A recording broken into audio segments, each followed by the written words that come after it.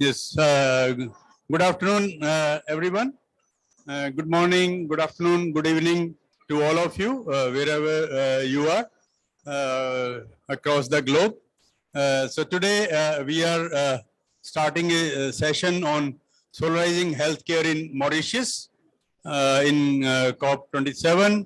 The session will be of 1.5 hours.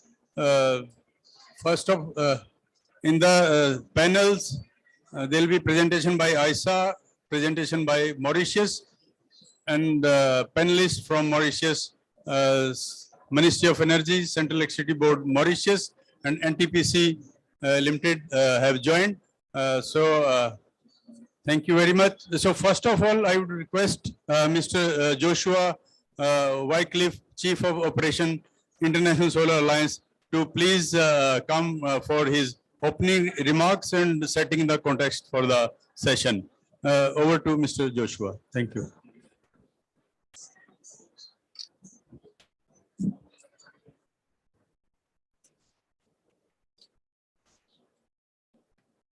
A warm good afternoon to all of you. It is a great privilege to be here this afternoon to welcome you all for this session on solarization of healthcare facilities. Ladies and gentlemen, no woman should give birth in the dark. No surgery should be carried out by candlelight. And no child should be left vulnerable to disease because vaccines cannot be refrigerated. Ladies and gentlemen, for too long, a lack of reliable power has prevented people in remote and rural communities from accessing healthcare they need. Recently, I was talking to the Minister for Energy, responsible for energy, from one of the Pacific Islands, and he was telling me how the remote islands and communities were struggling to be able to provide maternity wards with uninterrupted power. To that extent, they had to light candles, they had to do surgeries in candlelight. Thankfully, over a period of time, with the assistance from ISA and the facilitation from the International Solar Alliance, they have now been able to provide uninterrupted power supply to healthcare facilities within the healthcare system. Ladies and gentlemen, nearly 800 million people around the world still have problems to access electricity. And this not only provides a challenge for us, but a huge opportunity for us to make sure there's a potential for growth, and also something that we should look at as sustainable investment opportunities as well. Health has a central place, as in SDG 3, to ensure healthy lives for all people, promoting the well-being for all ages, all genders, underpinned by the rest of the 13 targets under SDG. Despite this, ladies and gentlemen, health care facilities, clinics, maternity wards, surgical blocks, and medical warehouses and labs rely on intermittent and unstable electricity to cool drugs, power lights, and sterilize equipment, and run life-saving vaccinations and drugs to be stored, putting lives in danger around the world. Reliable power is imperative for all healthcare facilities, without which we see not just human lives perish, but also put major risk to our economies, to the growth of nations as well. Today, we are going to be considering a case study on how Mauritius has come up and where Mauritius has been and the pathway that Mauritius has. And I'd hope this will be the case with all our member states. And some of you seated here are from our member states. I would like you to partner with us, with the International Solar Alliance Secretariat, to be able to build your solarization opportunities around your healthcare facilities. The energy sector in Mauritius shows a total installed capacity of around 856 megawatts as of 2021.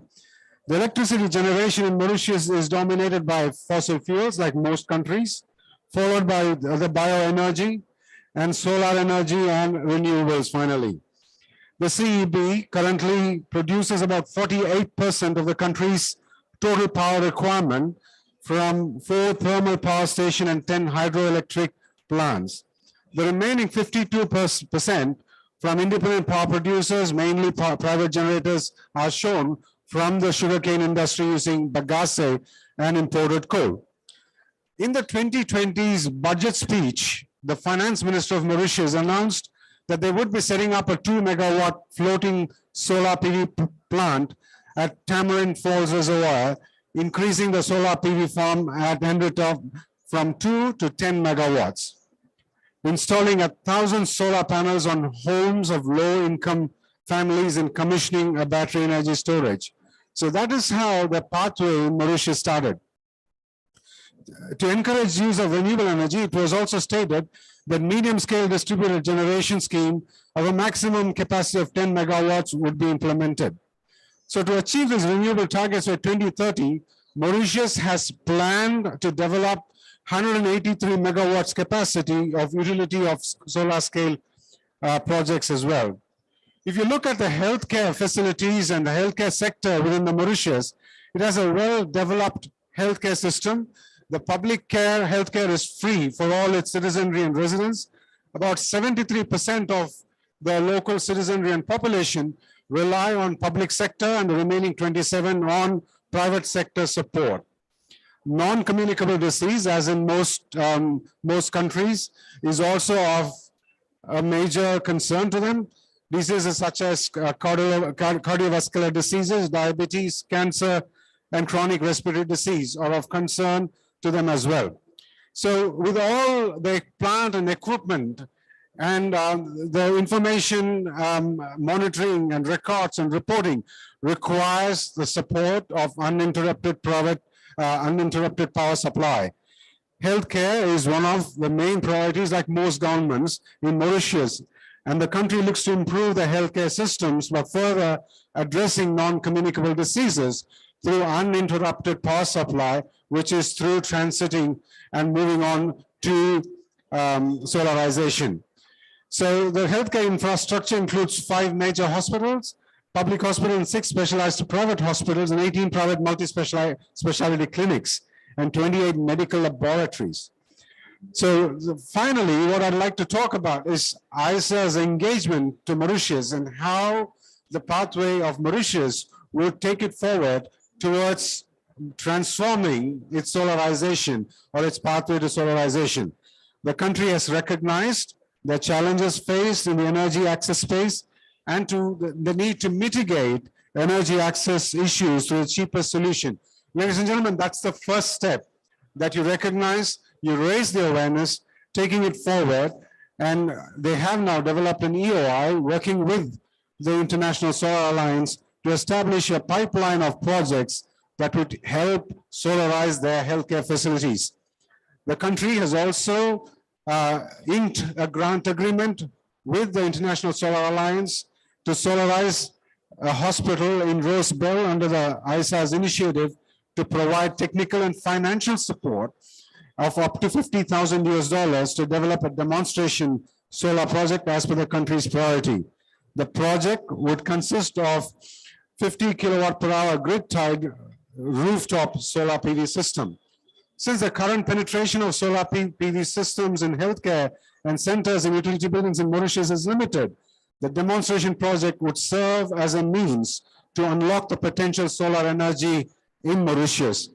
The public findings, like primary and secondary school, training centers, and other essential facilities, can also replicate the model in your countries and efficiently harness the abundant availability of solar power and solar energy.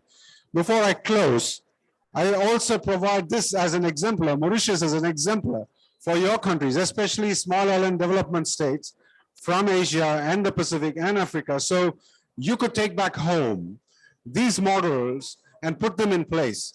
Our officials are here who will be very willing to discuss with you the available options for your countries and the financial support that is available and the technical facilitation that's available through the International Solar Alliance. The objective of the event, ladies and gentlemen, is to bring a spotlight into the solar power on one country and how it can help build a resilient health infrastructure provide an uninterrupted platform of power provided to the critically important, significant instrumentation of a healthcare facility. I'm sure the discussion today will allow us to formulate a clear roadmap for solarizing healthcare sector, not just in Mauritius, but also in your countries. And having said that, I wish you all a fruitful discussion and thank you again for coming.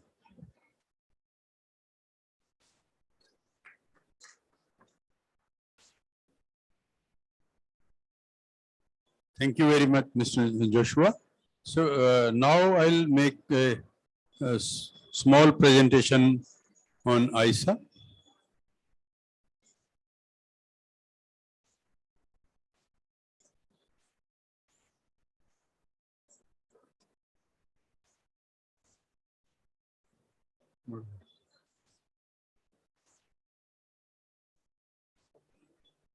Yes, Harinder, please share.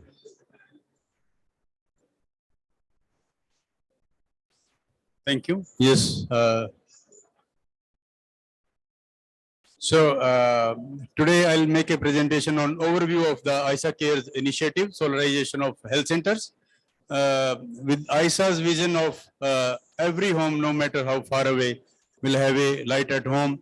And we are on a mission to solarize the world by 2030 by enabling energy transition of 1,000 gigawatt of solar capacity, reducing carbon emissions by 1,000 million tons, ensuring energy access for 1,000 million people using clean energy solutions, and mobilizing 1,000 billion US dollars of investments in the solar sector across the geography. Next, please.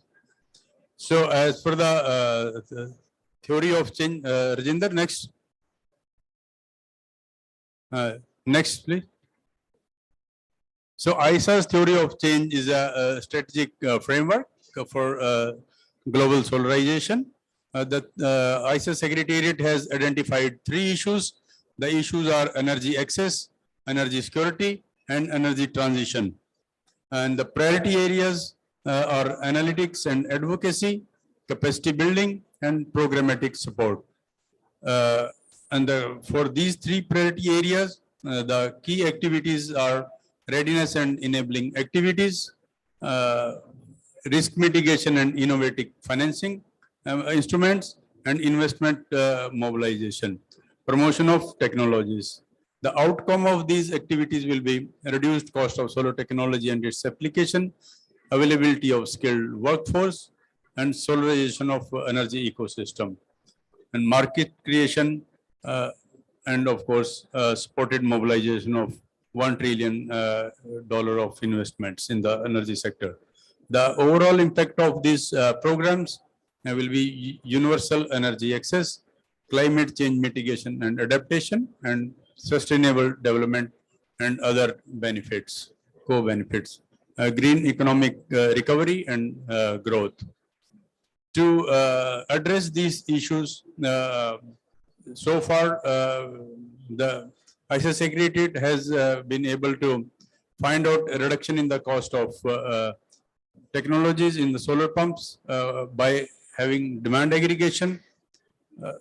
Concept proposals have so far been received from 41 countries up to a total of 9.5 gigawatt. And under the capacity building exercise, 2,608 different technicians, engineers, bankers have been trained either online or by calling them in person in different solar energy institutes.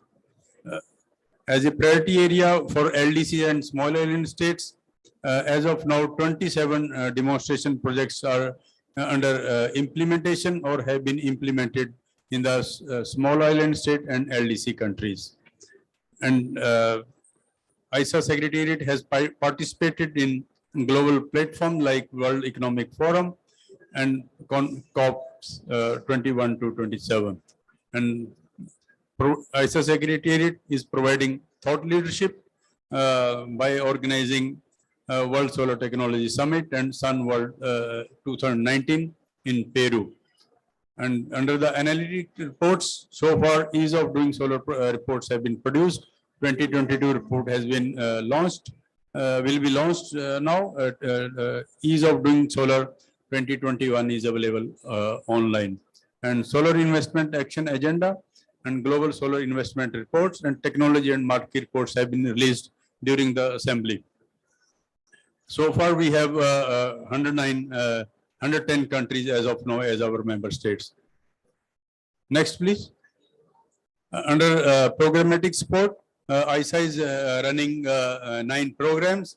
First is scaling solar application for agriculture use. It covers all off-grid applications like solar pumping system, solar home system, and street lighting system, and other off-grid applications in the agricultural sector. Second is affordable financing at scale. It is cross-cutting program, scaling solar mini grids, scaling rooftop, scaling e-mobility and storage, solar parks. Under solar park, utility scale ground-mounted power plants are promoted. Another programs are solarizing heating and cooling, solar PV battery, and solar green hydrogen. Next, please. Programmatic support, the key focus areas are policy and regulatory support, technical assistance, developing bankable projects, capacity building, knowledge dissemination, and country outreach. Next. And under ISA cares that we are discussing today, the first project that has been implemented by the country is Guyana.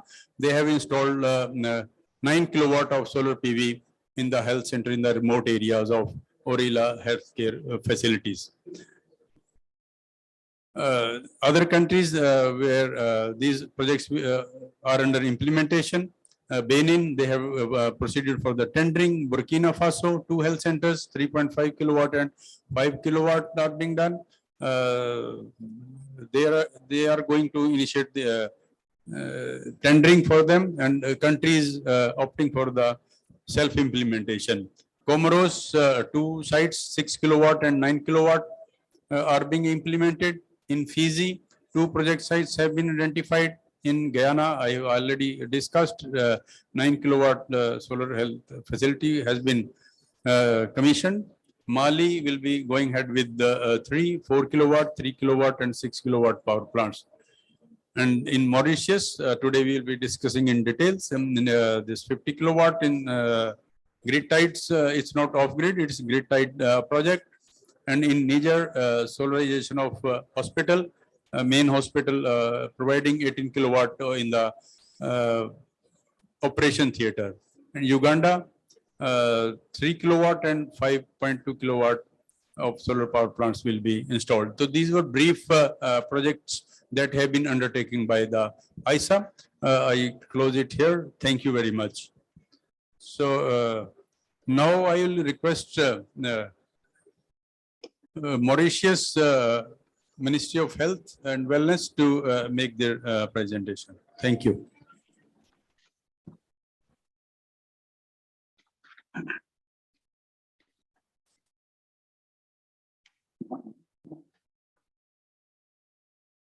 Hello.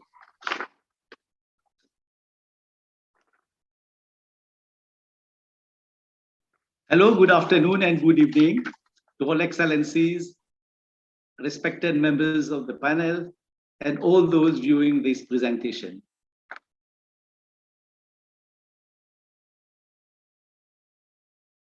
I'm Mr. Namanaranda from the Republic of Mauritius, and I will be presenting the project Solarization at Jawaharlal Nehru Hospital. May I proceed, please?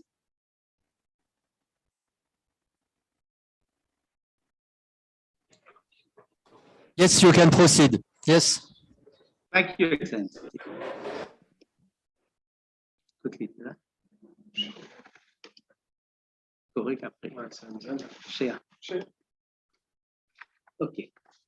So the project is under the being carried out at the Ministry of Health and Wellness. The project, as already mentioned, solarization project of Jawaharlal Nehru Hospital was well. and the International Solar Alliance Cares program.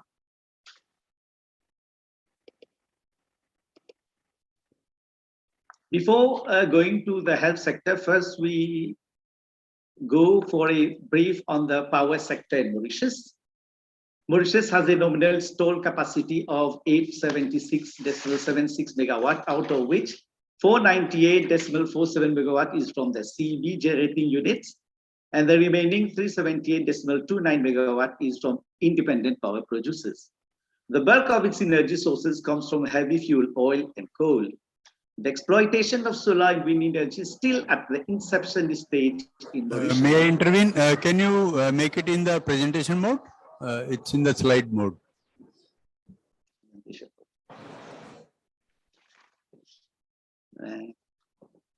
Okay. Wait.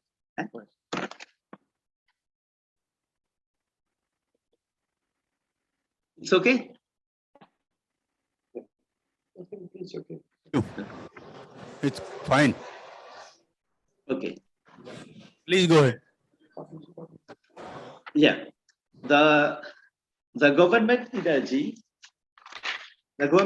policy encourages the use of renewable and clean energy to reduce the country's dependence on fossil fuels and decrease greenhouse gas emission. Now coming to the health sector, Mauritius has a well-developed health system. About 70% of the health needs of the population are catered by the public health institutions and 27% by the private sector. Public hospitals, as already mentioned earlier, are free in Mauritius. And we have several private clinics which are also functioning over the island. Mauritius healthcare infrastructure includes 5 major public hospitals, also referred to as regional hospitals, 6 specialized public hospitals, 18 private multi-specialty clinics, 11 private specialized clinics, and 28 medical laboratories. In the past few years, the government of Mauritius has promoted shifts in the healthcare sector to develop high-value activities like high-tech medicine, medical tourism, and education.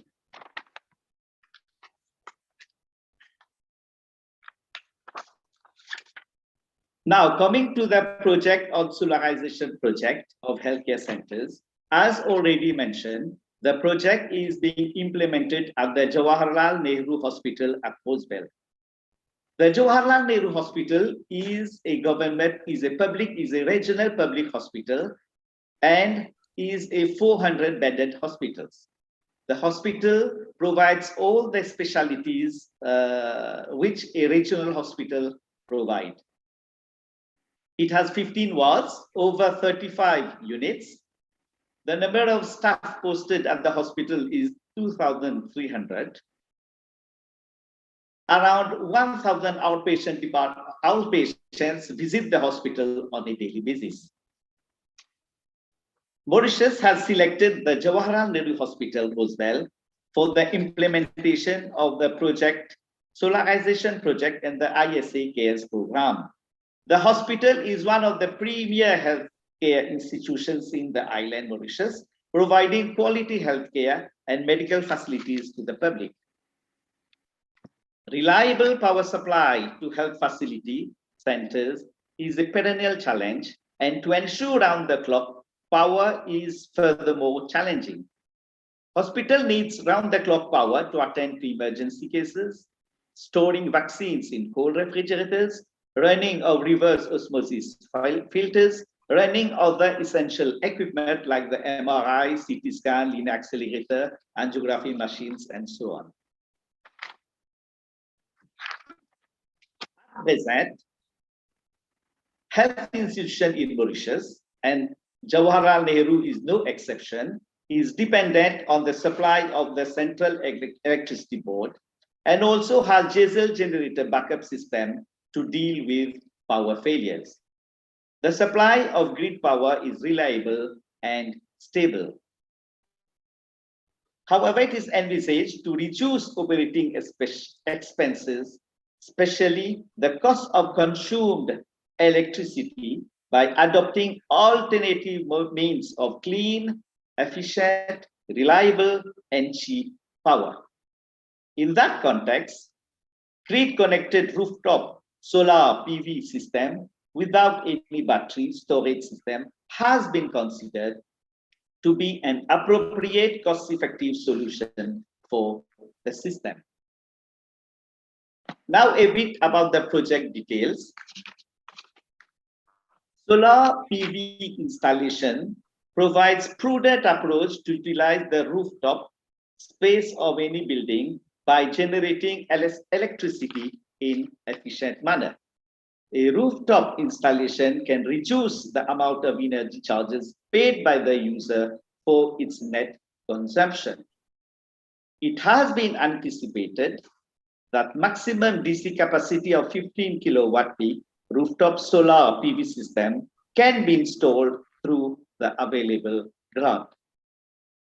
During sun hours, the hospital load demand can run off partly through the power generated by the solar PV rooftop system. When the amount of green energy collected exceeds the needs of the moment, that power can be fed back into the grid. As already mentioned, during sun hours, the hospital load demand can run off partly through the power generated by the solar PV rooftop system. However, it has been further calculated that a 50 kilowatt peak system would be able to generate 66 megawatt per hour of energy annually given the climatic condition of the location. It is roughly around 5% of the annual demand of the hospital. The total estimated cost of the project is 50,000 USD, including the PMC fee of 5,000 US dollar, to be funded by the ISA with a project life of 20 years. The timeline for completion of the project is 9 months. Now about the project benefits. The envisaged socio-economic benefits of taking up this project are outlined as under: savings toward costly power from the grid, better healthcare system, reduction of CO2 emissions. I would like to thank all the stakeholders, especially ISA, for considering Mauritius in one of its projects. And I hope that in the long run, such project will benefit the island throughout. Thank you for your attention, and I submit.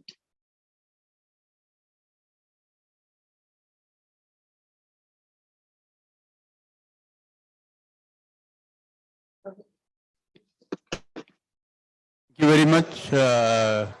Now I will request Dr. Philip to moderate the session, and next session is the panelists are Mr.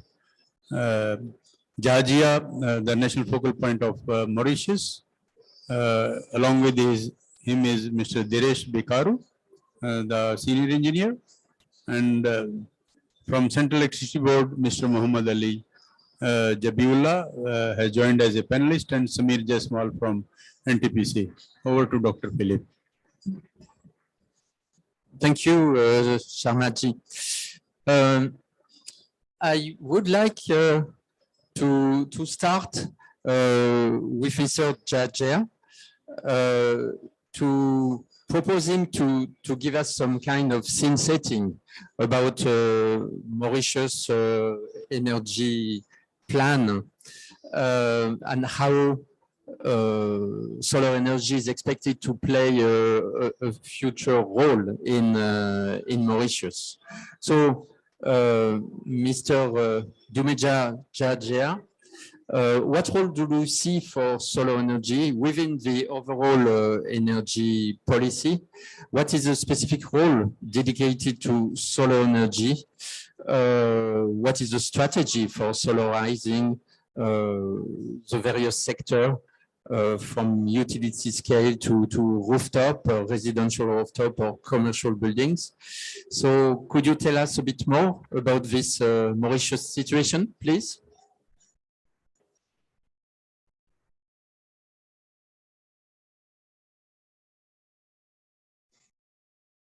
Hello, can you hear me?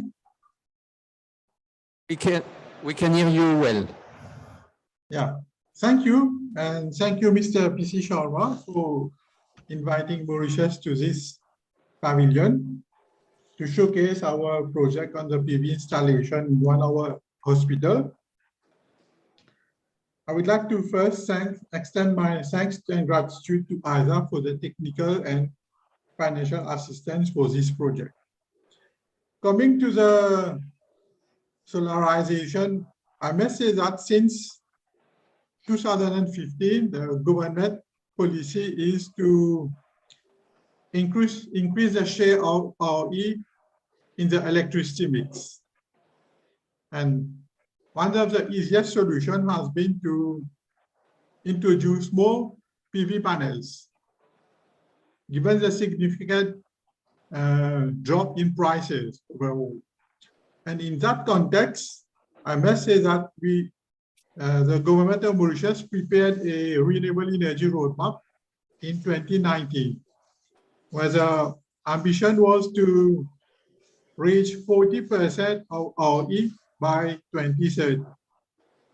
But still, last year, government came forward with a more ambitious project to increase the share of RE to 60% by 2030.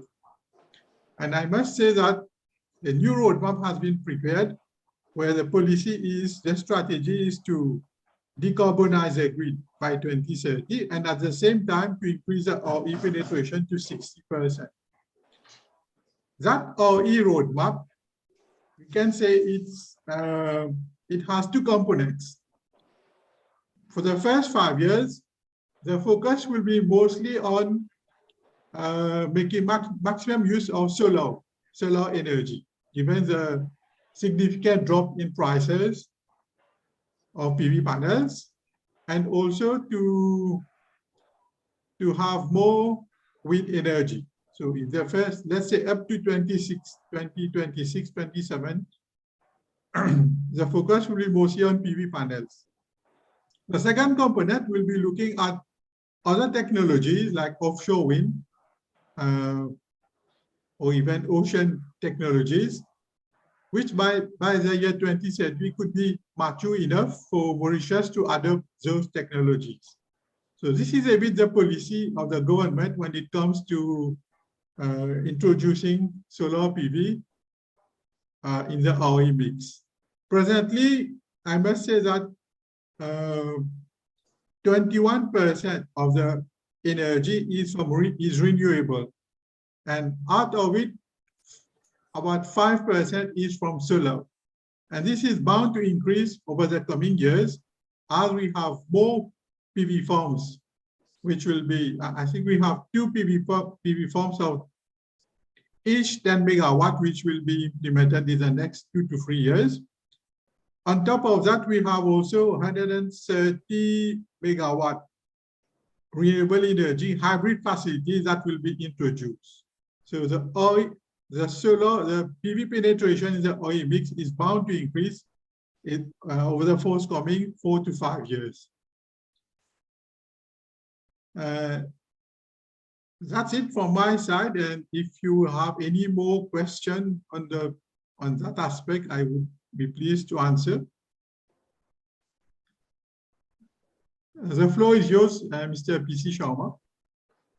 Yes. Yes, indeed. I have an additional question. What is the regulatory framework that you have been setting up in order to promote the use and the installation of solar panels? Do you introduce feed-in tariff, net metering, or any other incentives?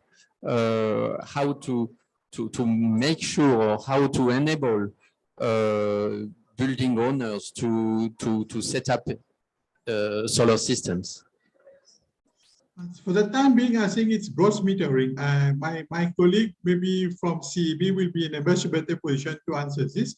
But just to add on the PV, I must say that PV is a game changer in Mauritius because it has given government the opportunity, let's say, to democratize the electricity generation in the island. Because now, as it is, everyone can produce energy using PV, starting from domestic small users, domestic, going to commercial users, industrial. So we have different schemes like SSDGs, MSDGs, and also we have for the private sector appetite. Also we have where we can go for large scale PV installation. But so far it is based on the gross metering, and probably my friend from CEB will be in a better position to elaborate on those schemes and also the tariffing.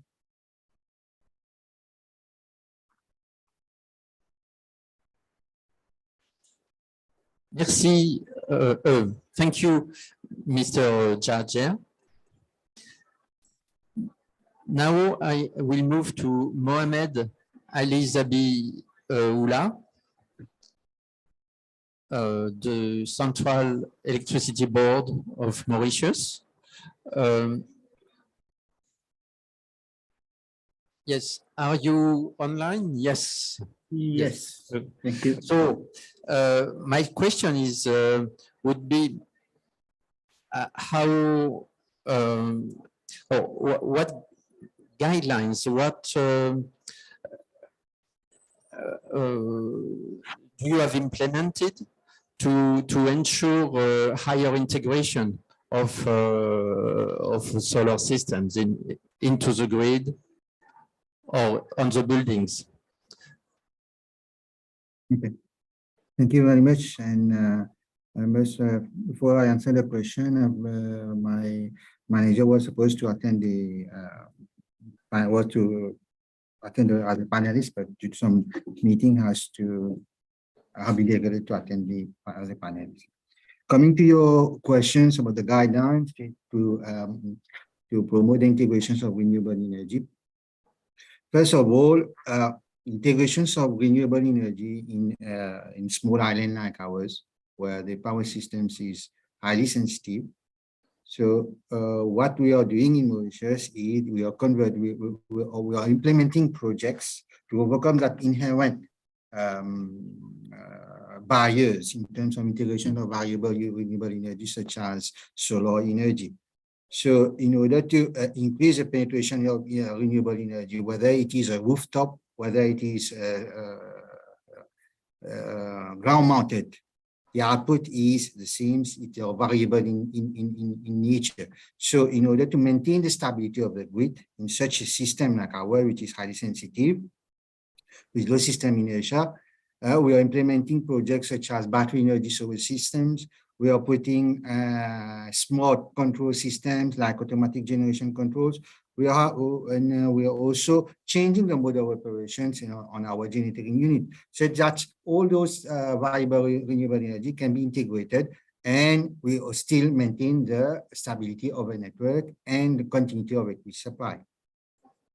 With integrations of a number of distributed generation systems, we must not also forget that the electricity network is changing from one which is conventional type generation to an inverter-based systems, where the quality of supply are I would not say at stake, but has an impact. We have an impact on the quality of supply. So we have the grid codes which have been introduced, like we have free grid code for those type of systems which are connected on the distribution network. We have what is called the small scale distributed generation for systems which is less than 50 kilowatt, where you have all the technical requirements for interconnection on our grid to maintain a good quality of electricity supply. And then you have systems up to 2 megawatt, where the supply also, there is a technical requirement for interconnection on our grid. So we have worked on the quality of supply to interconnect to our grid, and also to overcome an inherent nature of our grid, which is sensitive to variability of generation output. by implementing smart system and deployment of battery energy storage system. Thank you.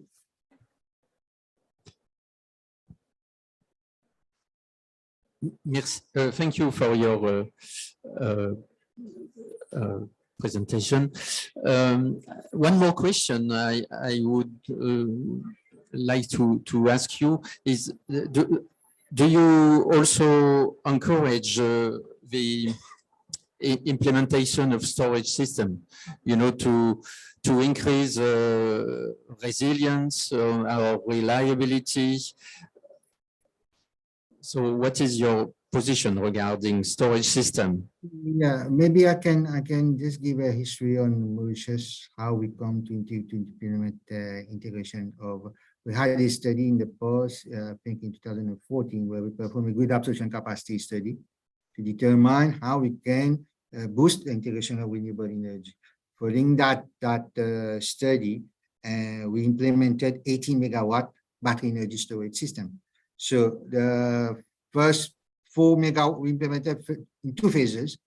First 4 megawatt was implemented in 2018, and the remaining 14 megawatt was commissioned last year. So in total, we have 18 megawatt battery energy storage system on our network to do frequency regulation in order to counter the rapid fluctuation in generation output to maintain the stable network. In the pipeline also, we have a 20 megawatt battery energy storage systems, which is under implementation, and the battery is targeted to be in operation next year. So those are centralized battery energy storage systems which are being implemented by the CB for the grid, to support the grid. And this year we launched call for proposal for renewable energy habit facilities, where the output, where we have called for projects with battery energy storage system coupled with solar farms to have a stable output, in form of a trapezium, and which also trapezium up to 7 o'clock in the afternoon to meet our peak demand also. So what we are doing is we are looking for batteries, not only centralized, but also we are also calling for projects with PV coupled with batteries to overcome the inherent nature of our network, like I said, in terms of sensitivity of a network. Thank you. Thank you for this additional comment. Now I would like to turn to Samir Jeswal from NTPC to go more precisely on the health center or on the hospital, to see to which extent the energy needs of the hospital or the health facility can be met by a solar system. So how well it was integrated so far, what have been the advantages brought by this system? Could you explain us about the design and what was the benefits?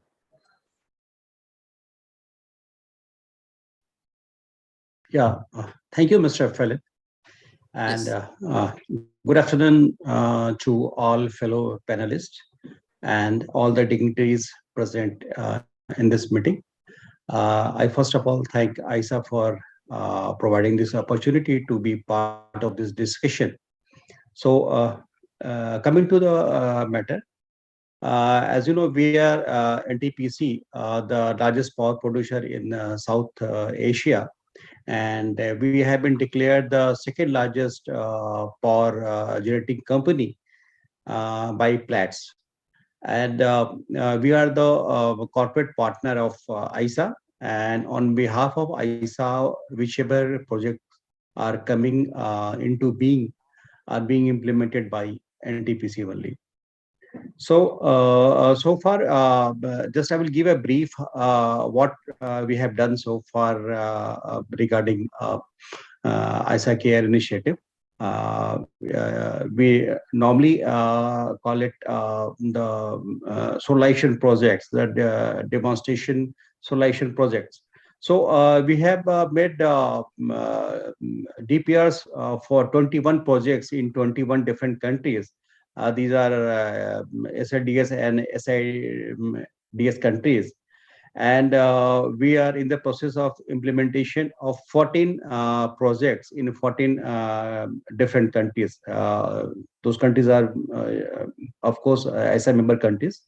So we are in the process of implementation, and we are at the advanced stage of awarding the contract, and soon the work will start. Now coming to the question,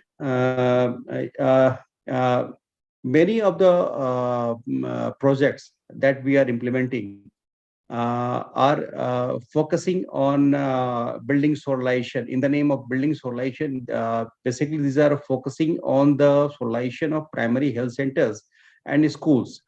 And these primary health centers and schools are located in far-flung and very remote areas where normally the grid supply is not available.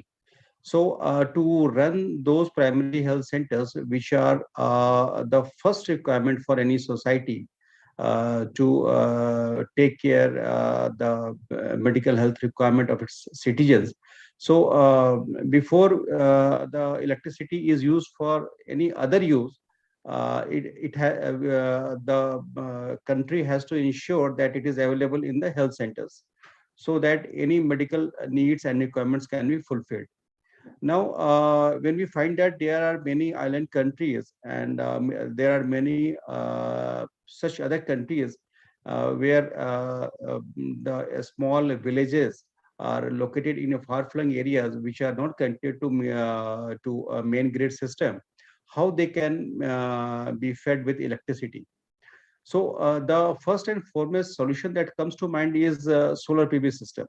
And this is a proven technology, and this is being used invariably throughout the world, because it has certain advantages which other sources of energy don't have. So like it can be installed at a scale which is required. Like for other source of energy, for example, if we could talk of thermal or gas or any source, we have to install a particular scale, and that costs a lot of money, and it takes a lot of time, and it is not eco-friendly. So solar PV system, it can be installed as per the requirement of the user. Like in primary health centers, if you see, we have done studies in many countries. Just for example, I will talk about Fiji, Uganda, Comoros. And what we found that the primary health centers and what equipment they are using, what gadgets they are using, and to run the whole hospital, a system of 8 to 10 kilowatt with a battery backup of 20 kilowatt hour is generally sufficient for every size of primary health centers. So we have designed our project in those countries on these lines. We have already, as I said, we have already floated the tender, and we are at the advanced stage of awarding it. So what I suggest and what I advocate is it should be taken as a very large scale, and it should, and rather I would say most of the remote places, maybe primary health centers and schools and the small helmets should be covered with a PV system. And one more addition to that, in place of putting just a single system on a single building, if we could club a few establishments, a few buildings together, and if we could create a sort of micro or mini grid, that would be more useful. Because in that sense, there will be a more efficient use of power generated. Because if a single establishment uses the power, they may or they may not use the electricity generated completely. But if suppose 4, 5, or 10 or 20 users are there, they can efficiently use the system. What advocacy I will do that solar PV system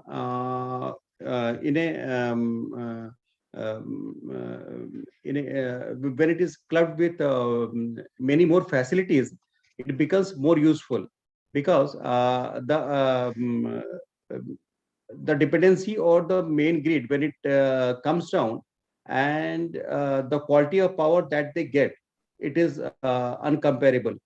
Because depending on the centralized grid, it is prone to different kind of faults and different kind of outages. But when we establish our own system, the control is in our hand, and we can use the system with good quality of power. The best benefit is that for installation of a solar system, particularly rooftop, is that it does away with the requirement of land, because it is generally installed at the rooftop and facades of the building, and there is no transmission and distribution charges, but what we call is the wheeling charges. We do away with that, and there is no issue of transmission and distribution losses. And with the use of net metering system, if suppose some small grid is already available there, or maybe it's a mini grid or a local grid, then if we use a net metering system, we can feed the extra power to the local grid. That way, doing service to the larger portion of the society.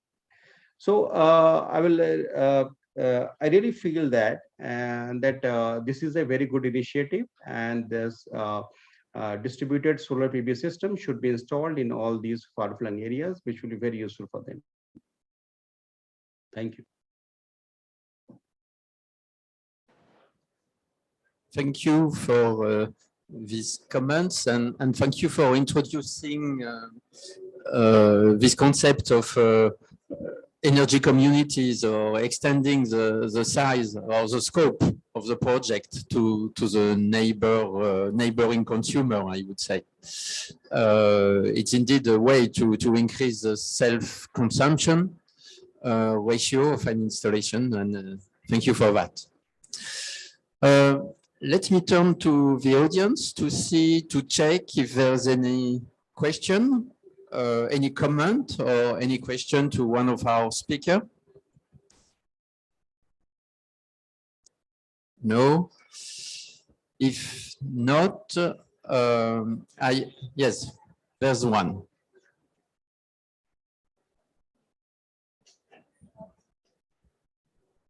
Okay, thank you. I will ask my question in French. Alors, s'il vous plaît, je suis Adam, je viens du Togo, un pays de l'Afrique de l'Ouest. Je travaille dans une organisation appelée Urbi et je suis très content de participer à cette conférence-là. Et je félicite les différentes interventions. Et je m'en vais d'abord pour le premier qui a fait l'entrée de jeu. Je ne maîtrise pas son nom. Il a dit une phrase qui véritablement a tenu mon attention. Aucune femme ne devrait accoucher dans l'obscurité ou avec des bougies. Je crois que c'est très important, cette phrase-là, parce que dans nos communautés, dans nos villages, cela arrive souvent. Et nous, à Urbis, nous avons des projets dans ce sens-là, où nous accompagnons les communautés, les petites centres de santé, à avoir de la lumière, ne serait-ce que pour permettre à l'infirmier d'examiner une femme lorsqu'elle arrive la nuit, ou encore de conserver des produits, des vaccins. Voyez-vous, et nous avons aussi des projets à l'endroit de nos mamans qui accouchent, qui ont besoin de l'eau chaude. Mais il faudrait aussi que ce soit de l'eau chaude potable. Donc, nous installons des thermiques qui leur permettent d'avoir l'eau chaude. Et maintenant, ma question est de savoir, avec l'organisation ISA, À bien entendre l'intervention du grand frère, c'est comme c'est avec les États que l'organisation traite de financement. Est-ce qu'il y a un mécanisme pour que les structures qui travaillent avec les populations directement puissent avoir accès à ces financements de sorte que l'implémentation et que les populations puissent véritablement en bénéficier? Je vous remercie. Thank you for this question.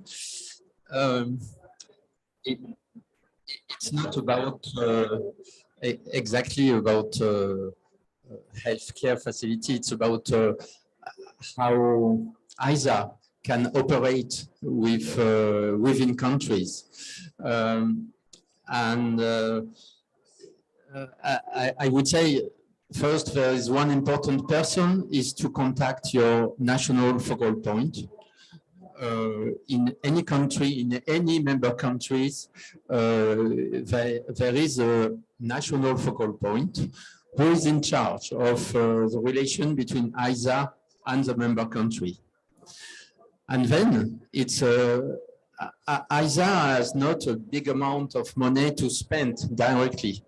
ISA is collecting the needs of within the different sector, health, agriculture, power, etc. And is looking at what are the priorities in this country. And on the other hand, we have some donors, or we try to establish some facility or some activities, which could be training, testing, quality assurance, expertise or knowledge center to be implemented in your country. So we look at the needs, we look at what the donators, some foundations, or some new financing tools could bring, and we try to make both in relation to match the demand and what can be offered. So it has to be a discussion with iteration, and that's how we can implement something. Whether we start with simple webinars or training session. Training session, they could be technical, they could be on the regulatory framework, on policies. It's up to your priorities. That's how we can support you. So it has to be set up within a discussion and several iterations, and then we can implement few activities, sometimes some demonstration project, sometimes we try to make you part of larger program. This is to be decided all together.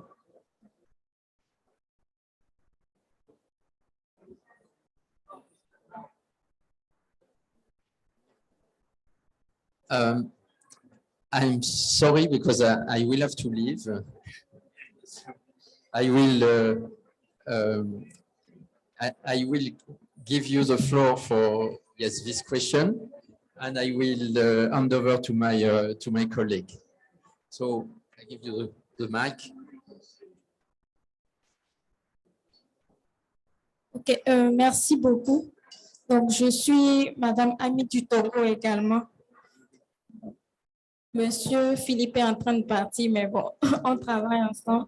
C'était pour dire par rapport à la question que le point focal de ISA, c'est à la T2R.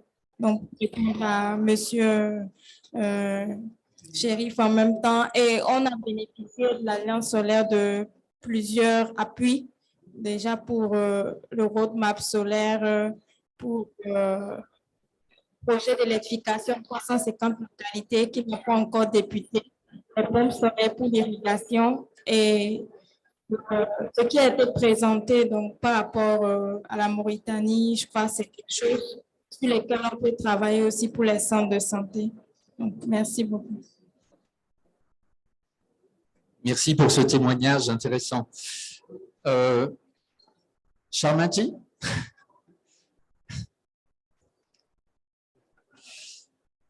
With that, we are going to close this panel discussion. I'm going to hand over to my colleague, PC Sharma, to give some closing remarks. Okay. Thank you. Thank you, Dr. Philip, for moderating the session. Thank you, all the speakers, Mr. Jajia, Samir, Dirij Bekaru, and Mr. Ali, Muhammad Ali from Mauritius. Thank you very much, Mr. Joshua, for the opening remarks. I hope this session was fruitful for the audience of today, and we can learn some lessons